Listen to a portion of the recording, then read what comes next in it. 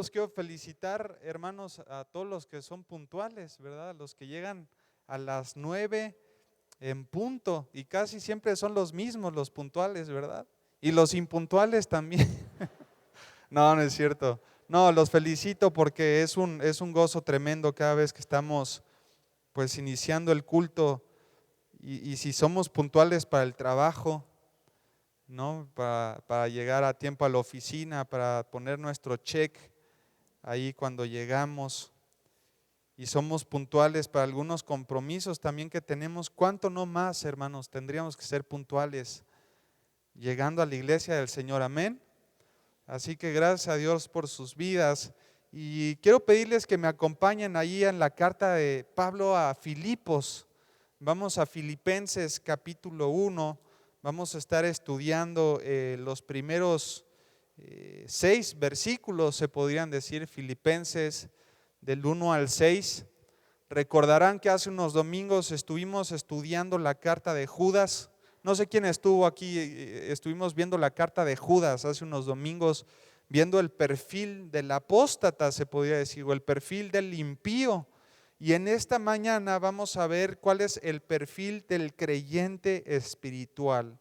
Así se llama el mensaje de hoy, el perfil del creyente espiritual. Ya estamos en vivo, ¿verdad?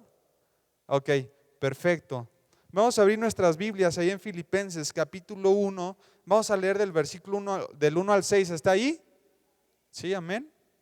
Dice la palabra de Dios: Pablo y Timoteo, siervos de Jesucristo, a todos los santos en Cristo Jesús que están en Filipos. ¿Con quiénes? Con los obispos y con los diáconos. El segundo versículo dice: gracia y paz a vosotros, de Dios nuestro Padre y del Señor Jesucristo. Y vean cuál es la acción de gracias del apóstol. Dice: doy gracias a mi Dios siempre, diga conmigo siempre, siempre que me acuerdo de vosotros.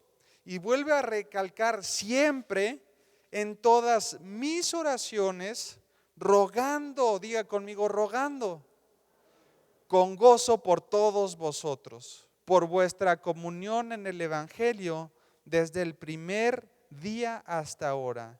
Y el versículo 6 dice: estando persuadido de esto, que el que comenzó en vosotros la buena obra, que dice, la perfeccionará hasta el día de Jesucristo. Ahora, hermanos, quiero contarles rápidamente un relato que me pasó en Instituto Bíblico. Estamos viendo esta materia de homilética, ¿verdad? Es una materia que te ayuda a poder bosquejar, darle estructura a tus mensajes, a los devocionales o predicaciones. Y justo estábamos en la clase y estábamos nerviosos en el último periodo de esta materia porque el profesor iba a repartir los versículos precisamente de esta carta de Filipenses a todos los alumnos de tercer año. Y me acuerdo que estábamos nerviosos porque uno decía: ay, ojalá me toque el versículo 8, ¿verdad? Ojalá me toque el capítulo 2. Así esperando que la repartición de los versículos no sea, que nos convenga, vaya. Y estábamos en clase, ¿verdad? Y el maestro comenzó y pues siempre he tenido la dicha de ser el primero en toda la lista, ¿verdad? De todo el grupo, por las siglas que tengo, ¿no? David Alejandro Alducin Esteves, ¿verdad? Entonces yo siempre fui el primero en la lista, nunca me dio tiempo de hacer la tarea antes de que pasaran los demás nombres, yo siempre era el primero. Y yo, sorpresa, empiezan a repartir y Filipenses capítulo 1, versículos del 1 al 6, adivinen a quién le tocó. A su servidor, hermanos. Y me acuerdo que primeramente cuando yo estaba leyendo estos versículos, pues a mí me daba muchos nervios porque teníamos que preparar el mensaje y presentarlo con todo el alumnado del Instituto Bíblico. Y yo leía los primeros 2 mensajes y me acuerdo que llegué con el profesor y le dije: Uciel, yo creo que me voy a saltar los primeros 2 versículos y me voy a ir hasta el versículo 3. Y él me dijo: ¿por qué, David? Yo le dije: pues es que de los primeros 2 versículos de la salutación, ¿qué podría sacar yo? No se puede sacar absolutamente nada, solamente está el apóstol Pablo saludando y ya. Me dijo, bueno, si así tú lo quieres hacer, adelante, pero yo te voy a decir que si te saltas 2 versículos vas a tener 2 puntos menos. Yo, caray, no, entonces sí los voy a considerar, profe, ¿verdad? Y me puse a investigar y quiero darle algunos datos, hermanos, que son bien interesantes, que usted y yo podemos sacar solamente de los primeros 2 versículos. La primera parte es que en ninguna otra carta, imagínense esto, de todo el Nuevo Testamento, en ninguna otra carta Pablo menciona o algún otro autor menciona la presencia de los obispos y los diáconos que tenemos aquí. Vean, acompáñenme a Filipenses capítulo 1, versículo 1 nuevamente. Dice, Pablo y Timoteo, siervos de Jesucristo, ¿a quiénes? A todos los santos. Tenemos el autor, ¿verdad? Tenemos a Timoteo, que se dice que fue el amanuense, por eso Pablo lo menciona.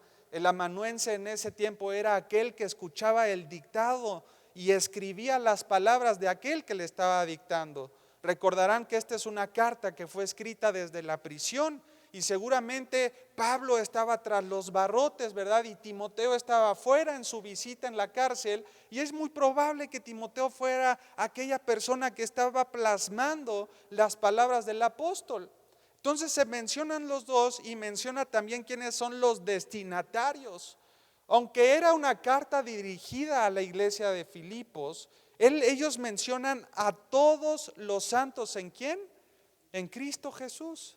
De modo que el grupo no solo es específico a la iglesia de Filipos, sino que esta carta es una carta dirigida para todos nosotros. Y yo te voy a pedir, por favor, que la tomes de esa manera, de una manera personal. Es como si el apóstol Pablo te le está escribiendo a ti, hermano y hermana.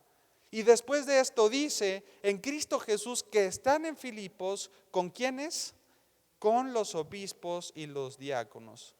Ahora, la palabra obispos, síganme con mucho cuidado, obispos en el original griego es la palabra episcopos, episcopos.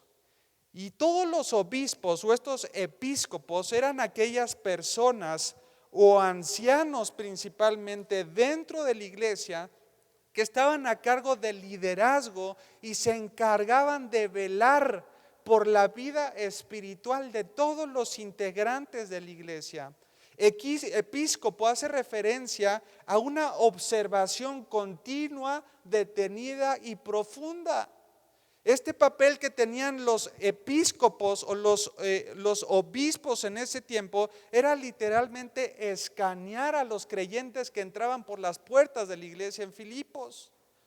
Ellos se ponían atentos, ¿verdad? Y de repente entraba Chema por la puerta. Decía, híjole, hoy como que Chema viene con otro estado en su semblante, ¿verdad? No lo veo con la sonrisa, por ejemplo, que siempre llega. Me voy a acercar, fíjense muy bien, para preguntarle qué es lo que le está pasando. Esos eran los encargados de velar por la vida espiritual de los congregantes. O como si llegara mi hermano Demetrio, ¿verdad? También por la puerta, y yo lo veo y sé que es una persona muy feliz y que es muy contenta, es gozosa, y yo lo veo que entra serio. Y de repente estos obispos se acercaban para preguntarle a Demetrio qué está pasando con su vida. Eran aquellos que se encargaban de velar por los hermanos. Y aparte Pablo no solo menciona los obispos, sino que también menciona a los diáconos. En el original griego, daikono o diácono con K, hace referencia a un servidor, escúcheme bien, o mesero, aquella persona que se encarga de la organización de la iglesia o de todas sus áreas de servicio. Cuando nosotros estudiamos los primeros 2 versículos, nos damos cuenta, hermanos, que dentro de la mención de los obispos y los diáconos, por lo tanto determinamos que la iglesia de Filipos, síganme con mucho cuidado, es una iglesia ya muy bien establecida, es una iglesia muy bien estructurada y organizada. Era una iglesia que no estaba comenzando su vida eclesiástica, era una iglesia que ya se había desarrollado, ya se habían levantado líderes, ya contaba con la presencia de líderes y servidores encargados del crecimiento del cuerpo de Cristo. Por lo tanto, hermanos, el apóstol Pablo no les está escribiendo a bebés espirituales. Al contrario, Pablo le está escribiendo a una iglesia que tiene por lo menos 5 años de crecimiento o más. No sé aproximadamente cuánto lleve la iglesia de Vida Nueva para el Mundo Querétaro. Alan, llevamos que unos 5 años, ¿verdad? Aproximadamente.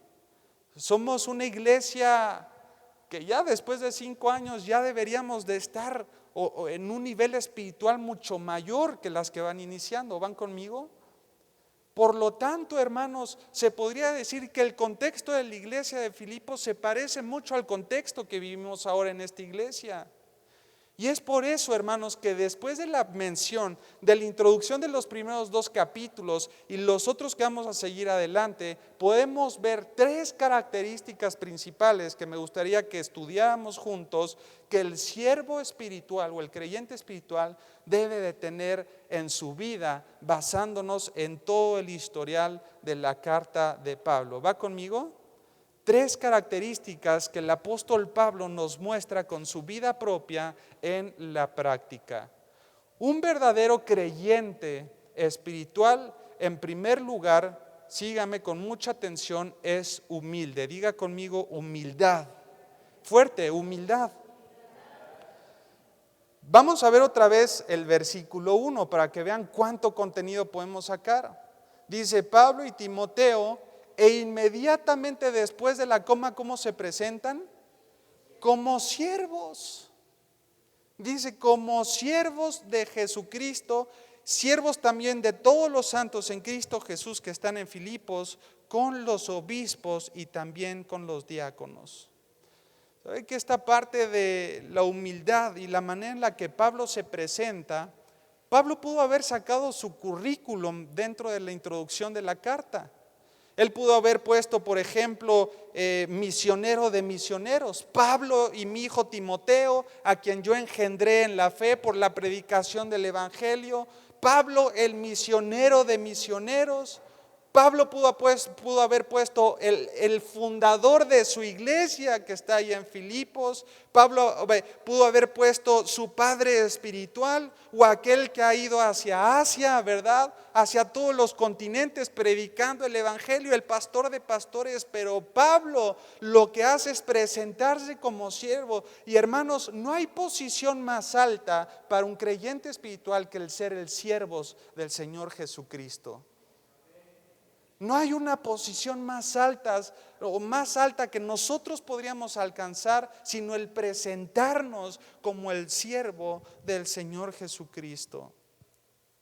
Vean lo que dice, me encanta una definición de la humildad, se los quiero leer. Dice lo siguiente: la persona humilde reconoce su dependencia de Dios, no busca el dominio sobre sus semejantes, sino que aprende a darles valor por encima de sí mismo.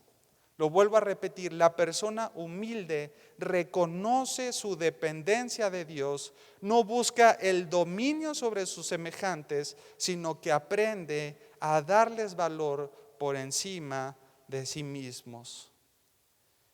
Y es increíble, queridos hermanos, que el apóstol Pablo, dentro de la salutación, versículos 1 y 2, Pablo pone primeramente a la iglesia y después pone a los obispos y a los diáconos, a los líderes y a los servidores.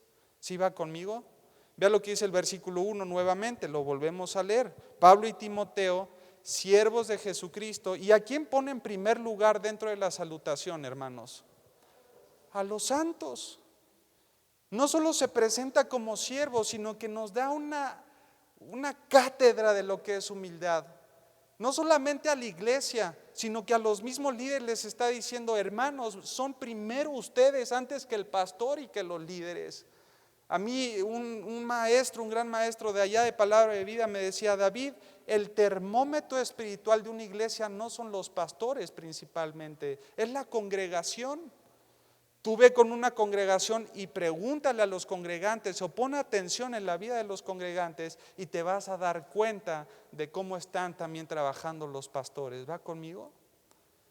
Es como si nosotros lo trasladáramos hacia una película y el papel principal de la película no lo juega el pastor o los líderes, lo juegan ustedes que son la iglesia. Hermanos, quiero hacerles saber que los pastores, los líderes y los diáconos, los servidores, estamos para servirles a todos ustedes.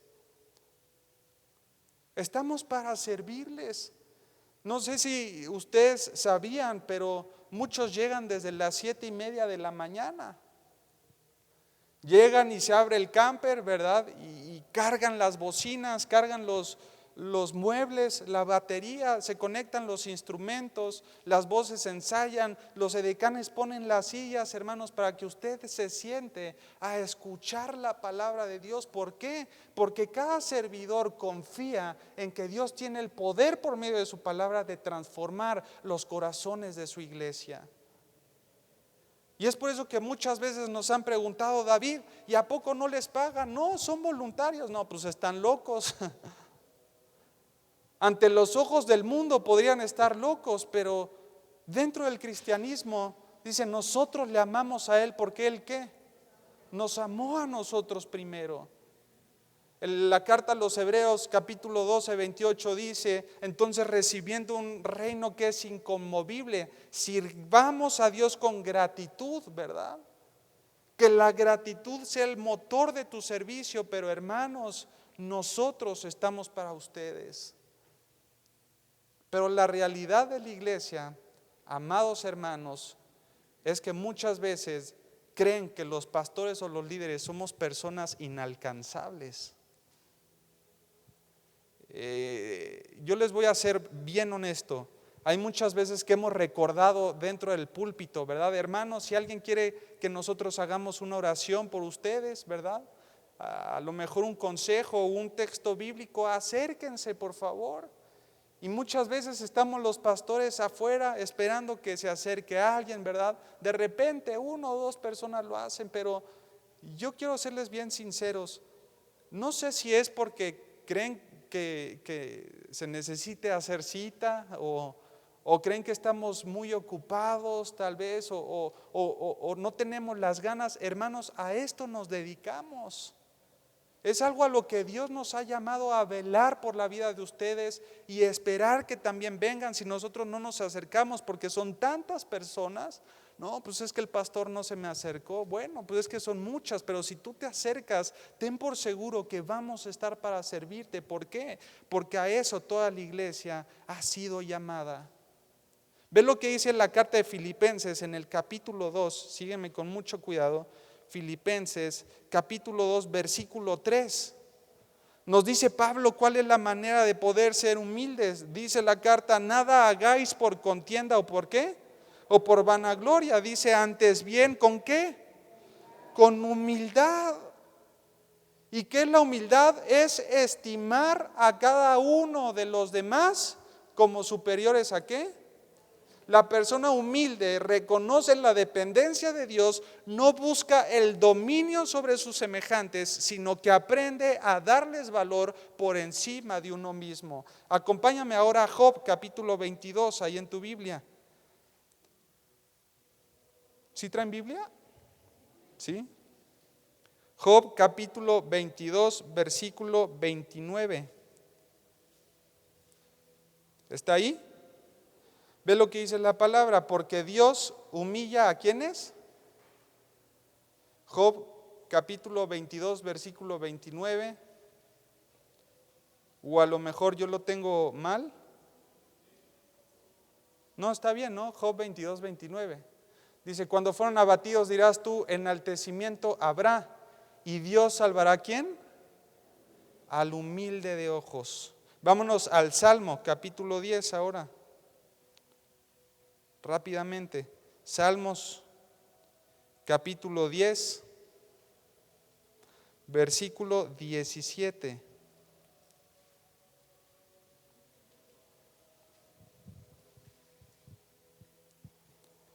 Tú, Señor, ve lo que dice, el deseo de los, ¿qué? ¿De los qué? De los humildes oíste, oh Jehová. Tú dispones su corazón y haces ¿qué? Atento tu oído. Proverbios capítulo 3, vámonos rápidamente. Proverbios capítulo 3, versículo 34. Proverbios capítulo 3, versículo 34. ¿Está ahí? Dice la palabra de Dios, ciertamente el que escarnecerá a los escarnecedores y a los humildes ¿qué? Dará gracia. Les voy a contar un relato. Un judío pobre, totalmente pobre, una vez fue al templo, ¿verdad? Pero como no tenía ningún bien material, no tenía algo para poder sacrificar dentro del templo. Este judío pobre no tenía corderos, este judío pobre no tenía palomas, no tenía ni siquiera harina ni nada para ofrecer ni sacrificar. Este judío dice que se sentía avergonzado porque volteaba a ver y veía de repente a los judíos que entraba con una vaca, ¿verdad? ¡Ay! Entraba con un becerro, ¿verdad? Sin defecto, blanquito. Entraban otros judíos con palomas grandes, con aves para sus sacrificios, su ofrenda. Y el judío pobre está totalmente avergonzado. De repente a lo lejos, dentro del templo, escucha cantar esta parte del Salmo 51 que dice, al corazón contrito y ¿qué? Y humillado, no despreciarás tú, Señor mi Dios. Esto es lo que este judío tenía, un corazón contrito y humillado. Y entró y cuando llegó al templo dijo, bendito seas, venerable Rabí, son pocos los que vienen con tal ofrenda. Sabes que muchas veces podemos cumplir con muchas prácticas religiosas, podemos cumplir con los horarios, podemos cumplir a lo mejor con el tiempo de devocional, podemos cumplir con estar aquí domingo tras domingo, pero la humildad es una característica que está fuera de tu vida. Te sientes superiores a los demás y por lo tanto tu actitud es despreciable hacia los propios hermanos. La antítesis de la humildad es mirar por encima del hombro y mirar a todos como más abajo de ti. ¿Cuánta soberbia, hermanos, tenemos dentro de nuestras iglesias? Pero el llamado hacia los creyentes es, como dijo Cristo, aprended de mí que soy manso y ¿qué? Y humilde. La humildad no es creerme mejor que los demás, es decir, yo me voy a poner por debajo de ellos, no para humillarme en el sentido malo se podía decir, sino para servirles y abrir mi corazón hacia todos ellos. ¿Cuál es la primera característica que encontramos entonces? La humildad dentro de la vida espiritual del creyente. Amén. Vamos a la segunda característica en el versículo 2 de Filipenses 1. Vámonos nuevamente a nuestro pasaje central. Filipenses capítulo 1, versículo 3. ¿Está ahí? Amén. Dice la palabra de Dios, doy gracias a mi Dios siempre que ¿qué? Que me acuerdo de vosotros. Siempre en todas mis ¿qué? Oraciones, rogando con gozo por todos nosotros. Hermanos, ¿cuál es la segunda característica del creyente espiritual?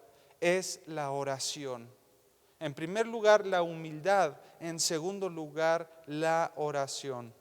Un siervo que es humilde sabe tener también su tiempo de oración. ¿Sabes que Pablo me intenciona? Porque a pesar de que estaba en viajes misioneros, a pesar de que estaba enseñando hasta altas horas, ¿verdad?, de la madrugada, tanto que hasta que de repente se le quedaban dormidos y se le caían por la ventana, a pesar de que Pablo estaba predicando el evangelio por todas las naciones o los lugares en el que él podía, siempre Pablo encontraba un tiempo dentro de todas sus actividades para pasar intimidad con Dios por medio de la oración. Pero a veces somos David, es que no tengo tiempo, tengo 3 hijos, el trabajo, ¿cómo voy a llevar la comida? Llego bien tarde y cansado. Una vez un sabio dijo, si tienes tiempo para cargarle gasolina a tu auto, tienes tiempo para hacer una oración por los tuyos. Hermanos, la oración es una característica que lleva a que sea el motor de toda la iglesia. Pablo, a pesar de que estaba en la cárcel, tú dices, bueno, pues es que en la cárcel tienes un montón de tiempo. No, en la cárcel se te puede endurecer tu corazón. Puedes irte en contra de Dios porque es una de las peores situaciones que un ser humano podría vivir. Y ahorita la cárcel es fresa a comparación de esos tiempos en Roma. Pablo tenía todas las cartas para decir, ya no quiero más. La vida cristiana está llena de injusticias y aparte me pides que ore por los creyentes. Hay muchos hermanos que no me caen bien. Sin embargo, Pablo dice ahí, doy gracias a Dios siempre que me acuerdo de vosotros, siempre en todas mis oraciones, rogando aparte ¿con qué? Con gozo, dice, por todos vosotros. Y quiero hacer énfasis en esa palabra que dice rogando, que es sinónimo de suplicando. O sea, las oraciones de Pablo no eran oraciones cortas, a lo mejor oraciones que él hacía sin sentido. Él rogaba. Cuando yo estudiaba esta parte de la palabra ruego, siempre me imagino a un niño, ¿verdad? Cuando entran a una tienda de juguetes, por ejemplo, y la mamá dice, no te voy a comprar nada, eso lo vamos a ver. Y entran con el niño y todo, y de repente ve un Max Steel. Y ya sabe que la mamá le dijo que no le iba a comprar nada, pero le ruega. ¿A quién le ha pasado? A ver, levante la mano con sus hijos. Es hora de balconearlos. Y te está rogando, ¿verdad? Le ruegas o escuchas súplica. Escuchas súplica y te imaginas una pareja en el parque en donde el hombre le está suplicando a la chica que no le deje, pero Pablo a lo que está haciendo referencia es a la intensidad, hermanos. Pablo está haciendo referencia a la intensidad por la cual él intercedía por los creyentes. Es muy diferente hacer una lista de, ay, tengo que orar por fulanita que qué mal me cae, pero bueno, soy mandado a hacerlo, ¿verdad? Tengo que orar por los de la alabanza, sí es cierto, tengo que orar por los erecanes. Hermanos, Pablo lo hacía con gozo, él rogaba por los hermanos porque Pablo sabía que la oración tiene poder. La oración del justo puede mucho. Y si no, tú ve toda la historia bíblica y ve cómo Moisés clama a Dios y el mar es dividido. Josué ora y Acán es descubierto en su pecado. Ana ora y nace Samuel para levantarlo en el pueblo. Asa ora y gana una batalla. Daniel también ora y le son reveladas las 70 semanas. Es salvado de un horno de fuego y es proclamado también de entre los más grandes y poderosos. Mardoqueo le ordena a Esther que ayune y ore, y Amán muere en la horca que él mismo había preparado para Mardoqueo. Nehemías ora y el corazón del rey se ablanda en un segundo. Elías ora y la lluvia desciende a la tierra. Eliseo ora y el Jordán es dividido. Eliseo ora y un niño resucita. La iglesia ora ardientemente y Pedro, es liberado por un ángel. Pablo y Silas oran y cantan y las puertas de la prisión les son abiertas y caen las cadenas no solo de ellos, sino de todos los presos. Hermanos, la oración es una herramienta poderosa. Toda la historia bíblica está llena de oraciones que tuvieron un efecto sobrenatural, pero lo malo es que la iglesia se está acostumbrando a tener oraciones muy simples.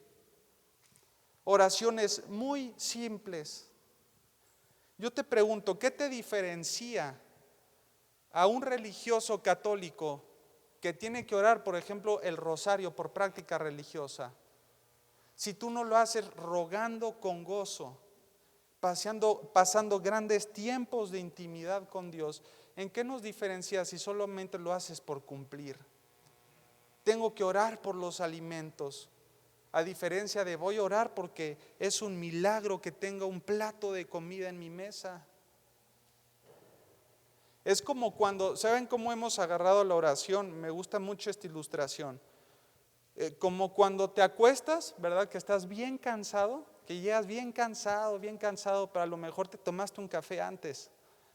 O de esas veces que llegas cansado y te acuestas, ¿verdad? Y dices, ay, me voy a echar una una siestita, ¿no? Que me recomponga. Tengo media hora y es como si te acuestas y no te quedas dormido, solamente estás dando vueltas, ¿verdad? Hacia un lado, hacia el otro, volteas al techo y ya se te pasó la media hora y dices, chin, ya me tengo que ir, no pasó absolutamente nada. En cambio, cuando llegas, te acuestas y realmente duermes profundamente, la reacción al levantarte es una reacción de, ¿sí van conmigo?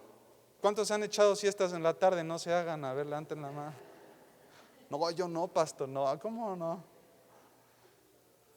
Te echas la siesta y te levantas y algo sobrenatural sucede, te sientes compuesto, te sientes con pila, pero hermanos, hemos llegado a nuestros tiempos de oración, nos arrodillamos y nos vamos como si nada sobrenatural hubiese sucedido en este tiempo de oración. Yo quiero que te pongas a pensar, en el Antiguo Testamento el pueblo se tenía que esperar todo un año para que el sumo sacerdote, o sea, ni siquiera tú o la persona, se presentara delante de la gloria de Dios. El sumo sacerdote, que era una persona escogida, ¿verdad?, de parte de Dios, para que entrara hasta el lugar santísimo y en el lugar santísimo presentara las oraciones del pueblo. Y eran presentadas solamente si el sumo sacerdote estaba viviendo en santidad, porque si no estaba, si al sumo sacerdote no se le ocurría vivir en santidad, ¿qué pasaba en el lugar santísimo? Caía muerto. Tanto era así que le ponían campanitas en sus vestiduras, le ponían una soga y todo el pueblo, yo me imagino afuera de, ay, ojalá que al sacerdote le haya vivido bien delante de los ojos de Dios para que nuestras oraciones sean escuchadas. Y de repente entraba, ¿verdad?, el sumo sacerdote y caía muerto. Y todo el pueblo, y lo tenían que sacar, ¿verdad?, con la soga. Yo les quiero preguntar, ¿qué si la misma ley se aplicara para todos nosotros? ¿Cuántos de nosotros no estaremos ya al lado de Dios? Pero ni siquiera una persona tiene que ir por ustedes. Usted, hermano, y usted, hermana, tiene la libertad de venir delante de Dios y presentar tus oraciones con toda petición y súplica. ¿Y sabes qué es lo más hermoso de todo esto? Que el Dios creador de todas las cosas está atento a lo que tú tienes que decirle. Yo les quiero preguntar, amada iglesia, ¿cómo está nuestro tiempo de oración?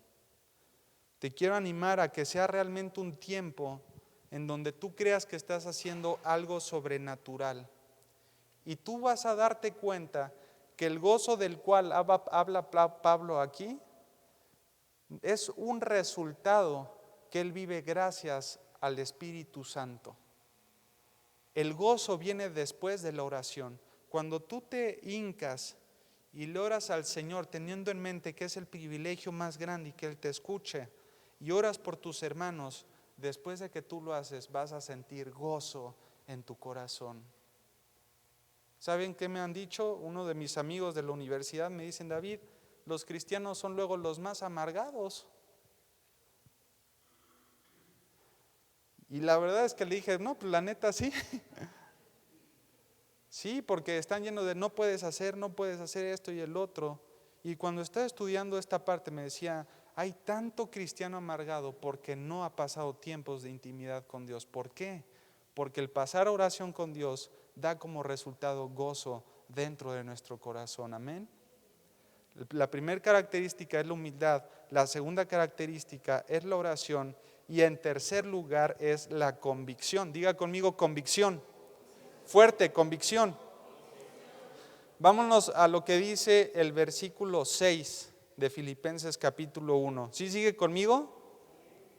No se me duerman, Dice la palabra de Dios, estando ¿qué? Persuadido de esto, que el que comenzó en vosotros la buena obra, ¿qué va a hacer? La perfeccionará. Estando persuadido de esto, que el que comenzó en vosotros la buena obra, la perfeccionará hasta el día de ¿quién?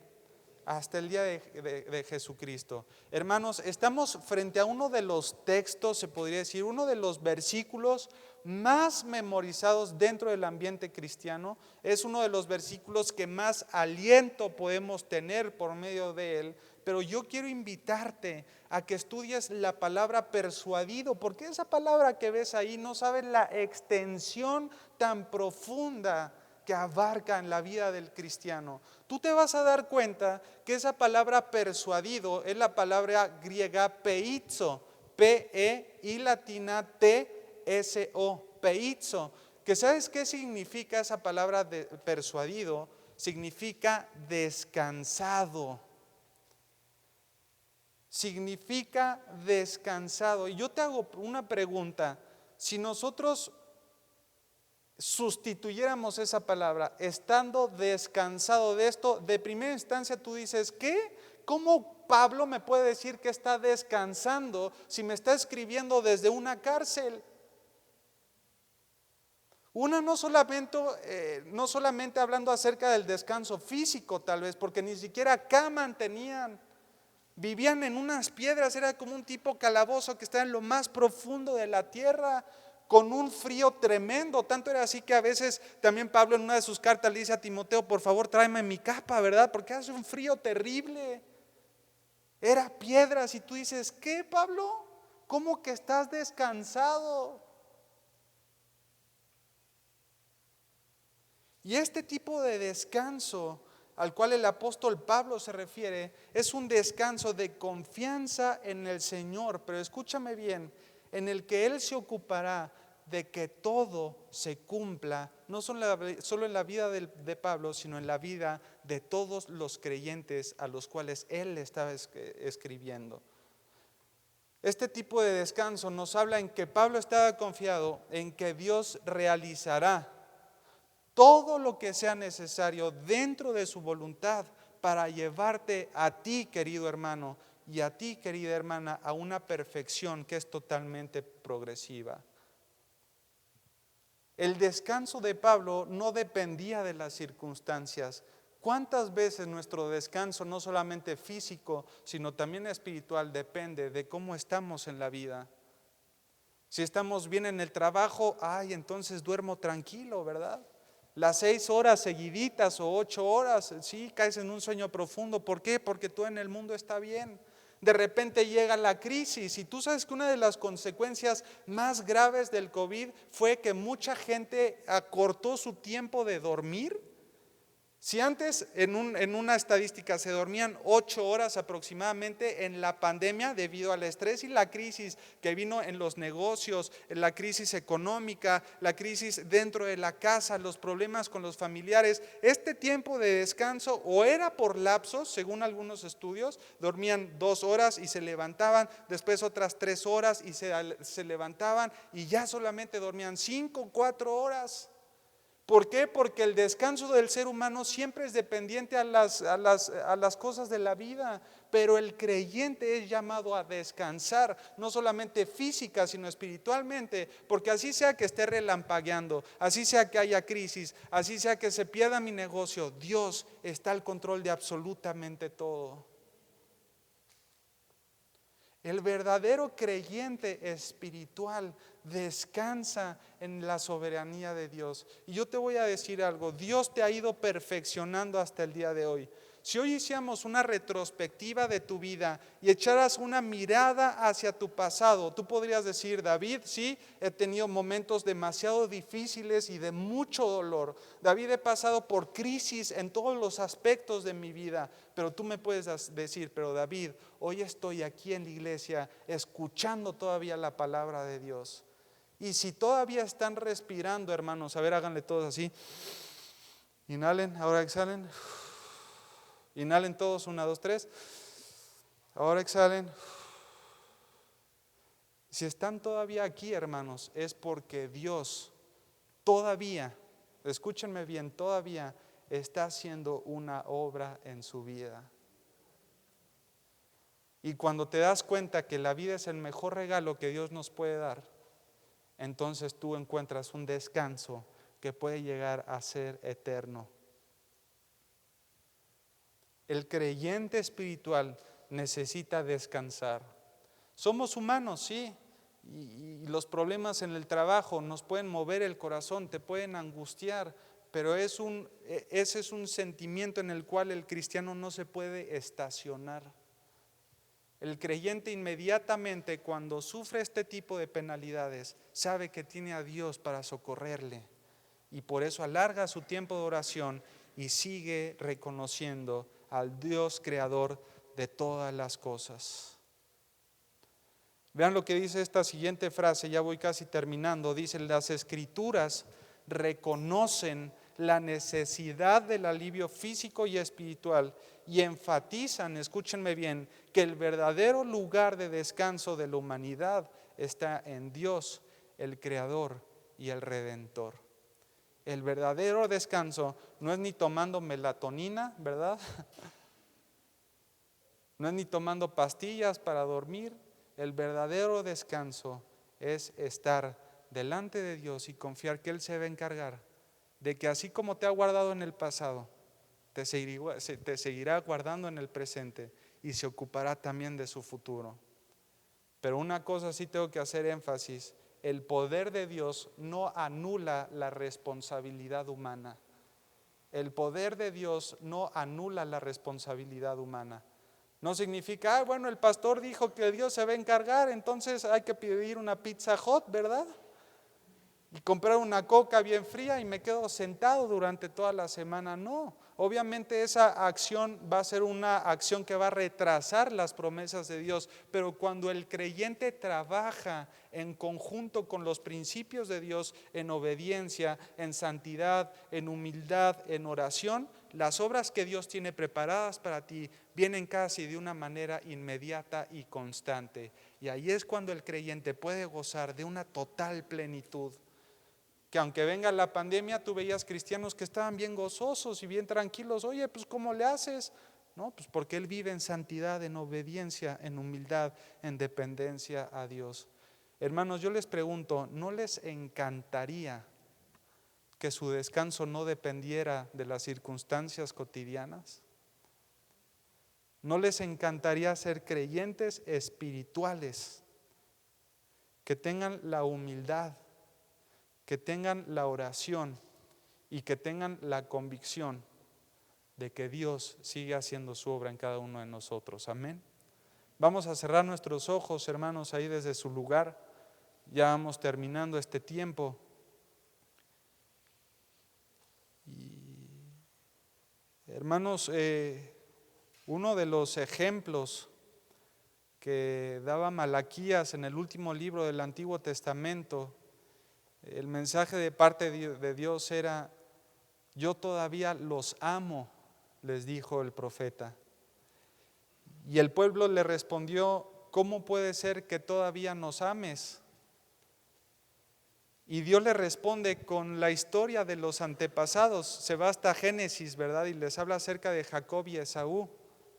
Y le dice: a Esaú aborrecí, pero a Jacob escogí, y de él viene toda tu descendencia, las promesas, el pacto.